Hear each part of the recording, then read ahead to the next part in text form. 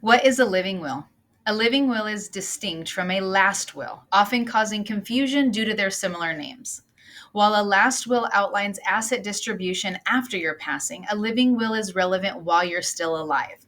This legal document comes into play when you are terminally and irreversibly ill or injured, unable to communicate, and reliant on life support. In essence, a living will serves to clarify your preferences regarding the duration of time on life support in such circumstances.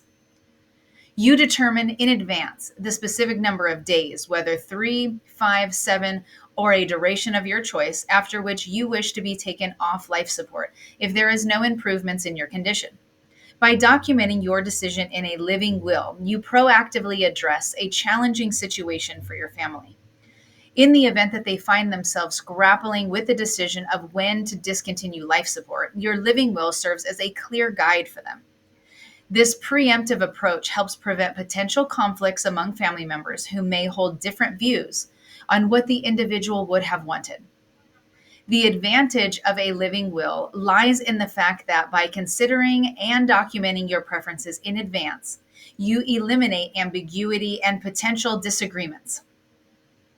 Whether it's 3 days, 5 days, or another specified period, the key is that your decision is thoughtfully deliberate, put into writing, and communicated to your family, ensuring that your wishes are respected during a challenging and emotionally charged time.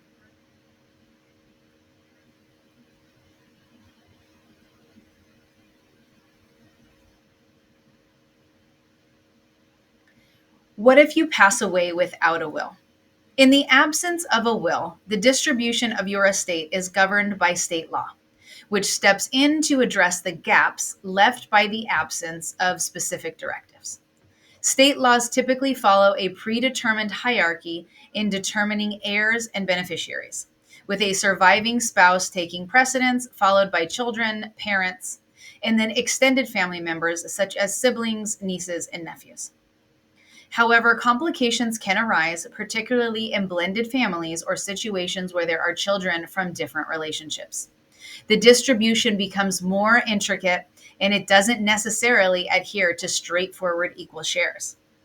In cases like these, the default provisions in Texas law may not align with your preferences. Moreover, state law does not provide clarity regarding the management of assets left to a minor or incapacitated beneficiary. While it outlines the family tree, it lacks the specificity needed to ensure that your estate is distributed as you would have intended, potentially at specific ages or in a manner reflecting your wishes.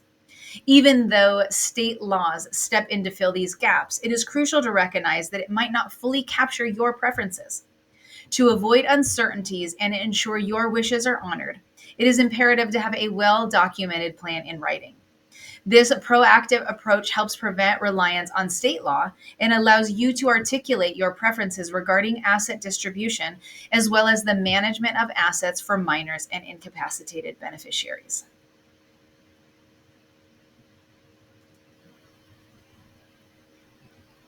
Should I name my children as beneficiaries of my life insurance policy? We strongly advise against naming minor children as beneficiaries of any asset, including life insurance policies or retirement accounts. The primary concern is that if you, as the asset owner, were to pass away and the proceeds are payable to a minor child, legal complexities arise. While the minor child becomes the legal owner, they are unable to manage the asset independently due to their age. In such cases, a court intervention becomes necessary, with the court appointing someone to oversee the asset until the child reaches the age of 18, or in some instances, 21. By allowing the court to decide, you relinquish control over who will be responsible for the asset and the decisions regarding its management. However, as part of your estate plan, you have the opportunity to proactively make this choice in advance, avoiding reliance on a court's decision by naming a minor child outright as a beneficiary.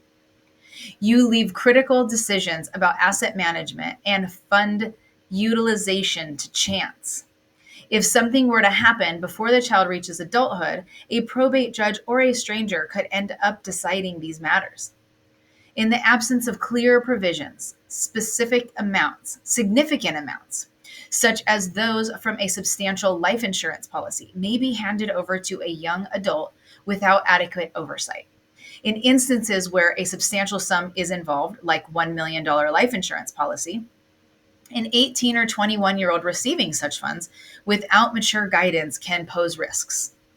It's crucial to anticipate potential misuse and ensure that the funds are preserved for significant life milestones, such as weddings, home purchases, or education. Therefore, it is highly recommended to avoid naming minor children as beneficiaries and instead incorporate thoughtful provisions into your estate plan to safeguard the financial well being of your children in the event of unforeseen circumstances.